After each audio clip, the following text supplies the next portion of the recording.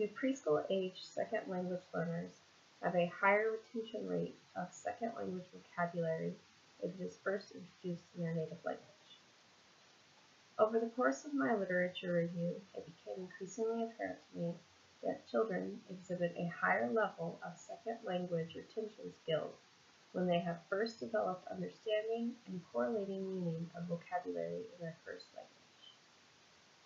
Positive effects can be noted in a longitudinal experiment conducted by Duran, Rossif, and Hoffman, who measured the progress of preschool students involved in a transitional bilingual program, as well as that of those involved in an English-only program. After monitoring student progress over the course of 2 years, students in a transitional bilingual program were able to interact in both languages and show growth in both language and literacy skills.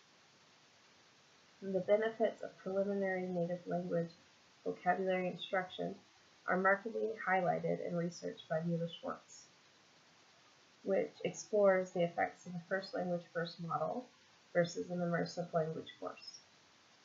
In the study, Schwartz compared 2 education settings in Israel. One utilized the first language first model, which began early childhood education for second-generation Russian students in their home language of Russian before later introducing them to Hebrew. The other setting utilized an immersive style program in which students were immersed in Hebrew language instruction from the start. In the end, the students that were studying under the first language first model demonstrated increased Hebrew vocabulary acquisition after developing their Russian lexicon. I'd like to expand upon these studies to determine whether or not instruction and introduction of vocabulary conducted first in a child's home language and later in their second language will improve the retention rate of second language vocabulary in a more short-term scenario. In order to accomplish this, I would need a control group and an experimental group. The control group would receive immersive instruction in the second language, which includes introduction to new vocabulary and activities that practice how to apply it. The experimental group would first receive instruction in their home language and later receive the same lesson presented in the second language.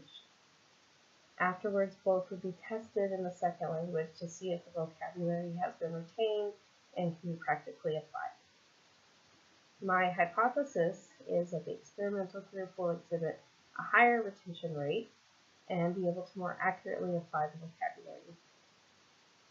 I look forward to conducting this research and seeing how I can apply the findings to my own teaching.